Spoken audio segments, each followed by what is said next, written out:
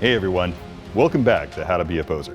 Today I'm going to illustrate the benefits of adding a variant of a character to your collection. To do that, I'm going to be using the Hot Toys Captain America concept art version 6-scale figure. Let's get started.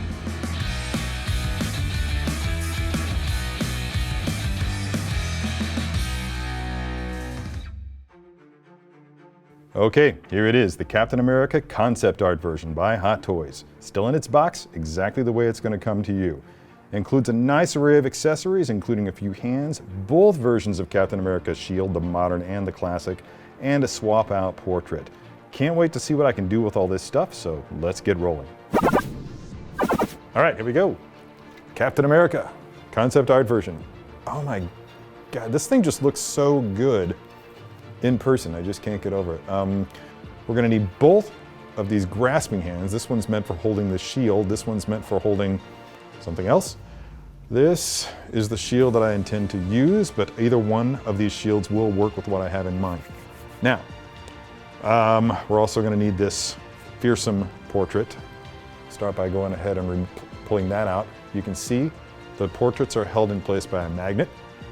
So all you gotta do is just pull them down, and the top of the nose needs to slide under the mask a little bit there, and then the magnet will just draw it right in. Next up, the hands. Pull at the joint until they come out. All right, let's see. I'm gonna try to get these wrist pegs in place for what I have in mind, and just kind of really carefully, yet firmly, slowly twist it back and forth because it is stiff, until you're confident that it's all the way there and that it's flexing the direction that you want it to go. Let it go back to his side before repeating the process on the second hand. Again, just really slowly and firmly twist until you feel it go back into place. That seems good to me. You can see that little sleeve right there is kind of sticking out a little bit. So use your fingernail, find a pair of tweezers with a dull end, and just push that thing back down in there. All the accessories are in place now except for the shield. So the first thing I need to do for what I have in mind is to raise these arms up. Now, I want to be careful with the fabric that they've used here.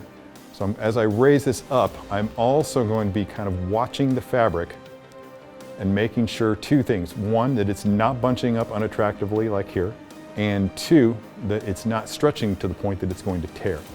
So I'm just kind of rotating it back as I raise the arms over his head until I get it into the place that I need it to be.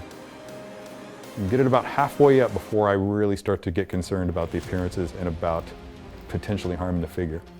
Bit by bit, until it's over his head. Rotate that back down. And done. Ha, just kidding. No, we're not going to do that to you. That's not as ambitious as I wanted to go. So I want the shield in these hands. So in order to make that work, I want these arms to spread out just a little bit more than they are, just a touch. And then I want to bend them in because I don't want him straight arming the thing. Yeah, got those biceps moving back a little bit. Just think about when you raise your arms above your head, how your biceps go. I want to make sure the shield is going nicely into his hands here. And in order to do that, that's why I pre-positioned those wrist pegs the way that I did, is I knew that I was going to need to bend this out just a little bit to get it in where I needed to go. It's right there. One in. All right, so far so good. Okay, now I'm going to implement this stand, but it's not necessarily meant to be a flight stand. So it wasn't designed to support the weight of a figure above just the basic support that you would have with his feet up on the stand, like so. So when you're doing something like this, you need to try to get a little bit creative. Now, before I can do what I have in mind here, I'll need to hit the pose a little bit better than I have. So I'm going to start by taking this leg, which will be his back leg, and I'm going to move it back as far as it'll go, which isn't terribly far. That's okay. The second step will be to bend this leg up into just a bit more of a dynamic pose and bring it forward, like he's using that leg to thrust himself upward or forward, what have you. And just keep messing with the boots, because you want to try to create a line. You want to try to create a sense of motion where everything's being drawn into a certain direction. So you don't want this to be flat down. So just keep playing with it until you get something right. You'll see me doing the same thing here shortly.